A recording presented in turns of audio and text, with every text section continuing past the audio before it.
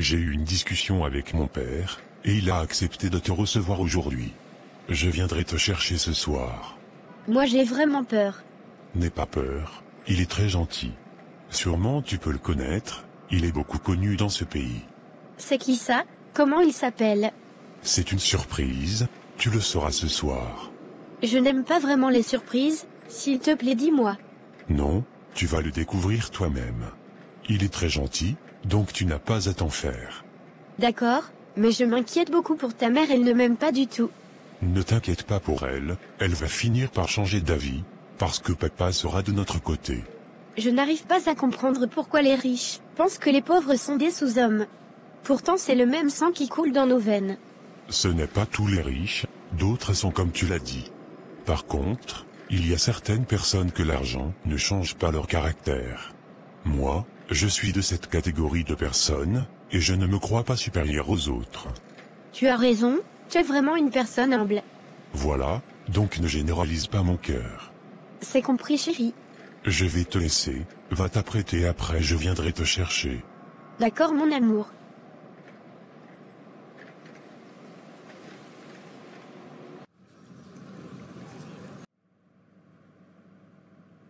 Qu'est-ce qui se passe, monsieur Alfred? Plus rien ne va. Mon gestionnaire vient de m'appeler pour m'informer que mon entrepôt a pris feu hier nuit, et qu'on a perdu tout le stock de la marchandise d'une valeur de 3 milliards de nos francs. On devrait les vendre, et payer nos fournisseurs. Je n'avais pas fini de gérer cette situation, et on vient de m'informer tout de suite que 10 de mes camions de ma société de transport ont fait des accidents graves hier nuit. Je ne sais plus où mettre la tête. Je suis vraiment désolé pour vous. Ça fait vraiment une grosse perte. J'ai l'impression que rien ne bouge, même dans la campagne, nous sommes en train de perdre sur le terrain, nos adversaires gagnent du terrain. Nous sommes à 2 doigts de perdre ces élections. De jour en jour, les groupements et associations qui nous avaient apporté leur soutien dès le début, sont en train de se désolidariser. J'essaie de leur convaincre de rester, mais ils les refusent tous. Pourtant, ils ont déjà pris notre argent. Essaie de les recontacter, et dis-leur s'ils restent avec nous, je vais doubler la somme que je leur ai donnée au départ. Monsieur Alfred, ils peuvent prendre cet argent, et nous lâcher après. Je n'ai pas vraiment le choix, ces élections je dois les gagner, sinon ça sera une grosse humiliation pour moi. Alors fais ce que je t'ai dit. C'est compris, monsieur Alfred. Allez-y maintenant, nous ne devons plus perdre de temps, c'est dans 2 semaines. D'accord, je me dépêche. Donc, il viendra te chercher aujourd'hui pour que vous partiez voir son père. Oui, c'est ce qu'il m'a dit. Il m'a dit que son père est très gentil, et qu'il a fini par m'accepter. C'est déjà très bien ma copine, ne baisse pas les bras. Il ne t'a pas dit quel travail fait son père? Non, il m'a juste dit que c'est quelqu'un qui est beaucoup connu dans ce pays, et qu'il est très généreux. Effectivement, c'est ce que je t'avais dit ma copine, son père n'est pas n'importe qui. Tu as tout à fait raison, je dois bien attraper ce gros caillou. Tu as tellement de la chance ma copine. Prends bien soin de ton Marcel. C'est compris ma copine. Grand maître, je suis en train de tout perdre. Toutes mes sociétés sont en train de s'écrouler.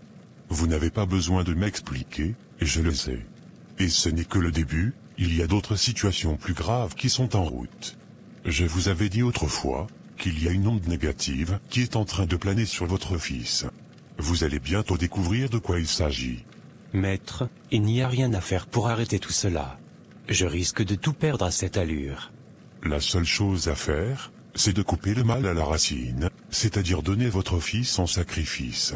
C'est inadmissible maître, c'est mon héritier, celui en qui j'ai le plus confiance parmi mes enfants. Justement, c'est pourquoi c'est lui que vous devez sacrifier si vous voulez continuer à avoir cette prospérité financière, sinon ça sera bientôt la descente aux enfers. Grand maître, il y a-t-il pas une autre solution? Non pas du tout, c'est ton fils qui a commis la faute, c'est lui qui doit en payer les frais. Allez y réfléchir, et revenez me voir dans 1 semaine, sinon c'est l'enfer qui vous attend. Je viens de l'informer, il arrive. Patientons, tout petit peu. D'accord chérie. Mais ce n'est pas ici que nous sommes venus la fois passée. Effectivement, autrefois nous étions allés chez ma mère. Tes parents ne vivent pas ensemble? Ils vivent ensemble, mais mon père a 4 femmes, et chaque femme vit chez elle. Cette résidence, C'est la résidence personnelle de mon père. D'accord, je comprends, mais je ne me sens pas du tout à l'aise. Où sont les toilettes? Elles sont là-bas dans le couloir. J'espère que tout va bien, chérie. Ne t'inquiète pas, tout va bien, je reviens. D'accord, chérie. Jeune fille, qu'est-ce que vous faites ici? Monsieur Alfred, c'est toi? Catherine. Mon Dieu, je rêve ou quoi? Je suis foutu. Enfin, papa, tu es là. Elle est dans les toilettes, elle arrive. Pourquoi tu me fais ça, mon fils? Tu as complètement détruit ma vie. Papa, tu es en train de parler de quoi? Viens t'asseoir, je vais chercher la fille. Elle est rentrée chez elle. Comment ça, elle est rentrée chez elle? Je ne te comprends pas, papa. Je vais la chercher.